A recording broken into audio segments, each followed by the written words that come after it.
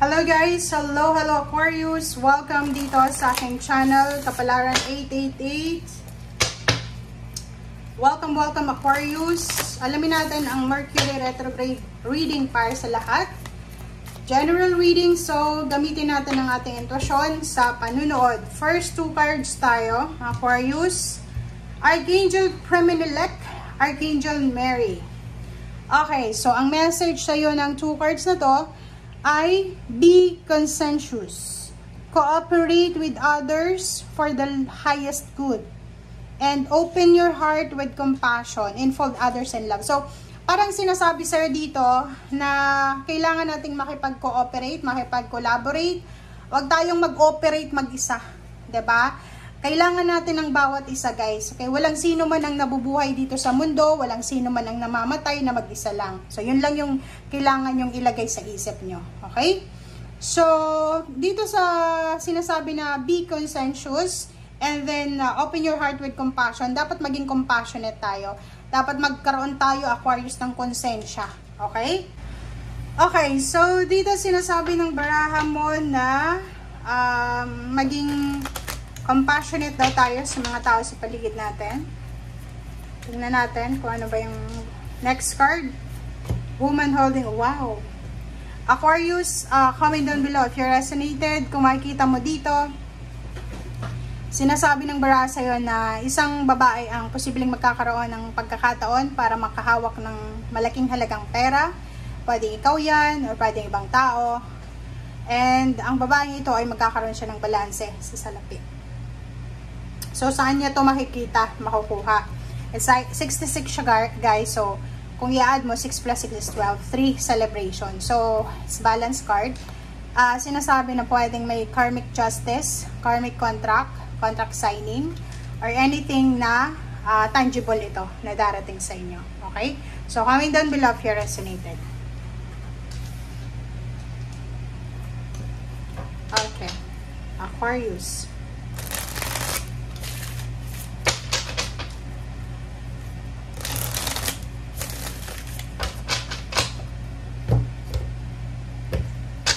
Aquarius. First card natin is Queen of Swords. So, nakikita ko sa'yo dito na decidido ka na. You are super motivated, determinado ka na baguhin ang takbo ng financial mo. Nakikita ko sa'yo dito yung facing forward movement ka, facing the future. So, wala kang oras para sa past, wala kang oras para sa kasalukuyan. Lahat ng ginagawa mo sa ngayon is para sa future.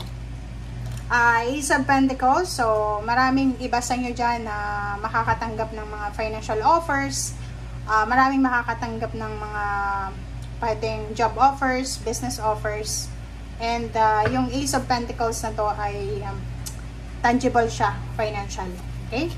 Next card is the Sun, so yun, marami ding rason para mag-celebrate ka, Aquarius. Isa sa mga isa-celebrate mo is all about money. Yun, pwedeng makatanggap ka ng bagong kontrata, renewal of contract. Pwedeng iba sa inyo dyan, may mga pipirmahan kayong papeles. Seven of Swords, mag-iingat ka lang sa mga Gemini.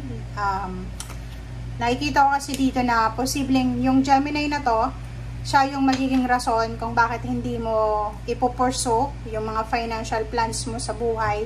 So, isang Gemini ang pwedeng maging rason kung bakit hindi ka magiging motivated sa planong pagta-travel, pag-migrate sa ibang bansa or anything. Nine of Rods, may iba sa inyo ditong makakaramdam ng pagod, puyat, gutom, or yung parang boring na boring, gusto lang matulog sa bahay, nasa loob lang ng bahay. Ten of Pentacles. Yung Ten of Pentacles is resonated siya dito sa woman holding a coin. So, sinasabi, kahit hindi ikaw, pwedeng part of your family, ang makakatanggap ng inheritance, lump sum of money, payouts, payments, may bibentang bahay, may bibilhing bahay, sasakyan, or ari-arihan. Nakikita ko siya dito na makakaramdam ka din ng sobrang excitement para sa perang parating. Sobrang excited ka para sa pagyaman na ito, or pwedeng excited ka para sa pagpunta sa ibang bansa, or pagdagdag ng sweldo, or pagdagdag ng mga financial ways mo, diba? So, Four of Pentacles, simula ngayong katapusan ng March, nakikita ko yung kagustuhan mo na talagang mag-iipon ka ng mag-iipon ng pera. So, sigurado ka na dahil dito sa parating na swerte na to, parating na financial na to, yung aapaw yung cups mo sa sobrang kaligayahan, makakapag-ipon ka na. Okay? So, the lovers, usaping relationship, wala namang issue dito yung relationship, stable, secured, wala namang masyadong issue na dapat na alala. So, yung Ten of Rods is all about obligations, duties, and responsibilities. Marami kang duties and responsibilities na kailangan na i-settle this month of April or end of March. Kasi, kailangan mong timbangin, balansehin yung buhay mo, buhay pinansyal, buhay emosyonal, spiritual. So, kasi parang mayroon dito mga Aquarius masyadong nakafocus sa trabaho, yung iba naman masyadong nakafocus sa love life. Okay. Knight of Swords, and then the Moon. So, nakikita ko sa'yo dito, merong mga good news na posibleng parating sa'yo. Diba? Maraming ibabalita sa'yo ang kapamilya mo, kaibigan. Ang problema lang dito, natatakot ka para sa balitang ito. Hindi ko alam kung bakit natatakot ka, but yung news na to is medyo scary para sa'yo. Nakikita ko rin sa'yo dito na yung iba sa inyo, mayroong mga pinagdadaan ng scarcity sa pera. Maraming utang, yung iba unemployed, yung iba maraming pinoproblema sa pera na nahihirapan silang mag-balance ng salapi. But yung iba naman, nakikita ko na makakahawa kayo ng pera by the end of March or April.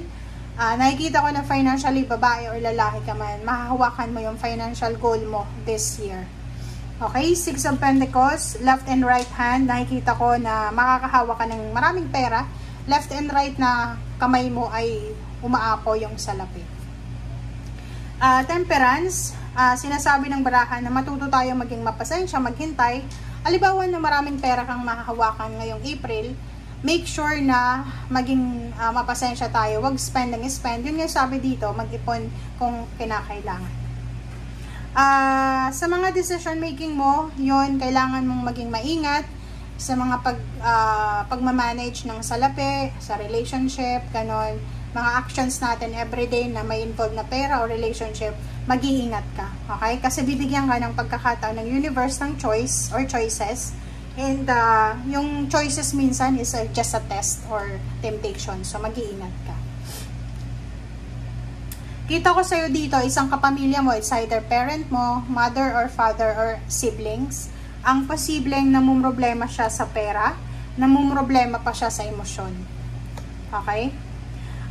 Nakikita ko sa'yo dito na may mga plano kayong mag-relocate, may plano kayong mag-travel, papunta sa ibang bansa or yung iba pauwi ng probinsya or papunta ng city.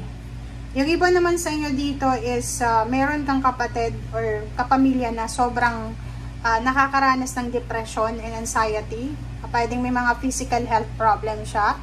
But sinasabi ng baraha sa'yo dito na by the end of the year, by the end of the year of 2025, makaka-recover siya sa mga pain and heartaches, physical pain, emotional pain, financial pain. Yung taong ito is pwedeng fire sign, Leo, Aries, Sagittarius. So, nakikita ko sa inyo dito na wala ka ding oras para sa mga drama, toxicity, mga issue, chismis. Kasi yung focus mo sa ngayon is kung paano talaga maging financially stable na tao. And nakikita ko sa'yo dito na marami kang obligasyon, marami kang kailangan na tulungan, pamangkin, magulang.